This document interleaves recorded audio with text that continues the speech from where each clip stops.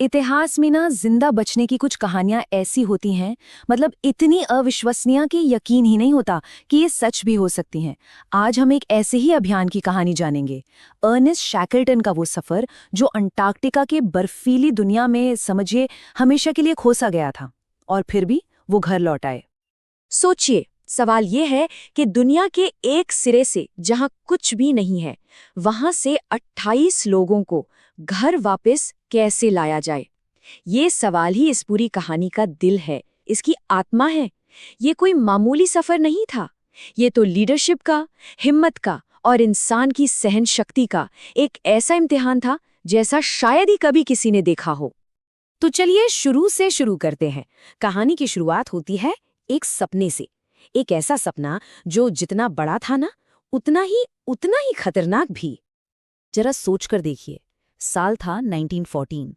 वो दौर जब दुनिया में ना तो जीपीएस था, ना ही कोई मॉडर्न टेक्नोलॉजी। और ऐसे में शैकल्टन और उनके दल ने एक सपना देखा। क्या सपना? अंटार्कटिका जैसे बर्फीले वीरान महाद्वीप को पैदल पार करने का। ये कोई छोटा मोटा काम नहीं था।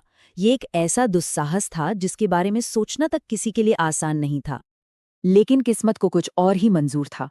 बहुत ही जल्द खोज का ये महान अभियान जिंदा रहने की एक बहुत ही भयानक लड़ाई में बदल गया।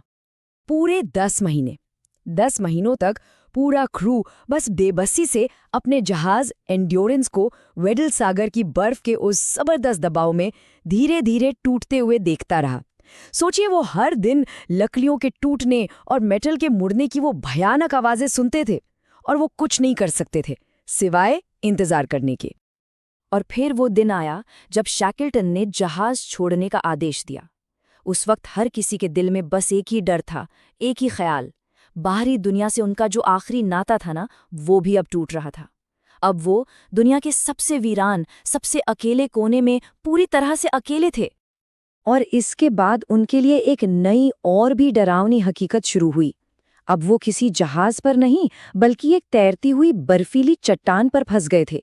एक ऐसी चट्टान जो उन्हें किसी अनजान समंदर में कहीं भी, किसी भी तरफ ले जा सकती थी। 497, जी हाँ, पूरे 497 दिन। इतने लंबे समय तक उस क्रू ने बिना ठोस जमीन पर पैर रखे बस उस बर्फ की चादर पर बहते हुए अपनी जिंदगी गुजारी। क्या कोई कल्पना कर सकता है इसकी? तो अब ऐसी निराशा भरी हालत में शैकल्टन की लीडरशिप का असली इम्तिहान शुरू हुआ। अब उनका काम सिर्फ जिंदा रहना था। उन्होंने सिर्फ खाना नहीं बांटा, उन्होंने उम्मीद बांटी। अपने लोगों को काम में लगाए रखा, उनका हौसला बढ़ाया, और हर रोज, हर एक दिन उन्हें ये यकीन दिलाया कि वो उन्हें घर वापस लेकर जरूर जाएंगे। लेकिन मुश्किलें अभी खत्म नहीं हुई थीं। अगला संकट तो तब आया जब वो बर्फ की चट्टान भी आखिरकार टूट गई। अब उन्हें अपनी छोटी छोटी जीवन रक्षक नावों में दुनिया के सबसे ठंडे और तूफानी समंदर में उतरने के लिए मजबूर होना पड़ा। बर्फ के टूटने के बाद नाव में एक बहुत ही हताश करने वाली यात्रा शुरू हुई, जो उन्हें एक सुनसान और निर्जन एलिफेंट आइलैंड तक ले गई। हाँ, जमीन तक पहुंचना एक बड़ी राहत की बात थी, लेकिन ये कोई किनारा नहीं था। ये तो एक कैद खाना था। एक बंजर चट्टान जो किसी भी जहाजी रास्ते से इतनी दूर थी कि यहां से किसी के बचाने आने की कोई उम्मीद दूर दूर तक नहीं थी। और यहीं पर शैकल्टन ने एक ऐसा फैसला किया जो बहुत ही जरूरी था और सुनने में बड़ा अजीब भी लगता है। उन्होंने पास के ठिकाने के बजाय एक दूर के लक्ष्य को चुना। क्यों? क्योंकि वहां तक का सफर भले ही लंबा था, लेकिन तूफानी हवाओं और समंदर की धाराओं के साथ वो ज्यादा मुमकिन था। ये एक बहुत बड़ा जुआ था जिस पर 28 जानें दांव पर लगी थी। 1300 किलोमीटर, सोचिए जरा, 1300 किलोमीटर। शैकल्टन और उनके 5 साथी एक छोटी सी, सिर्फ 7 मीटर की खुली नाव में दुनिया के सबसे खतरनाक समुद्रों में से एक को पार करने की कोशिश करने वाले थे।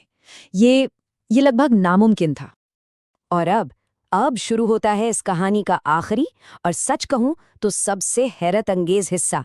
एक ऐसा हिस्सा जो ये साबित करता है कि इंसान का हौसला किसी भी तूफान से कहीं ज्यादा बड़ा होता है। मंजिल के इतने करीब पहुंचकर भी उनकी आखिरी चुनौती अभी बाकी थी। एक बर्फीले पहाड़ को पार करना, एक ऐसा पहाड़ जिसे पहले कभी किसी ने पार नहीं किया था, और वो भी कैसे? बिना किसी सही साजो सामान के।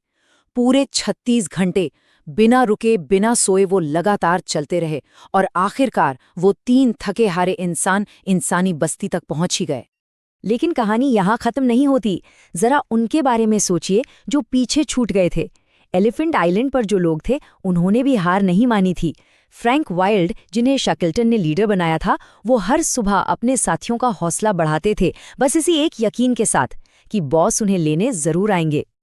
128 दिन, पूरे 128 दिन एलिफेंट आइलैंड पर बचे हुए उन 22 लोगों ने बर्फीले तूफानों और भूख के बीच हर एक दिन बस इसी उम्मीद में इंतजार किया।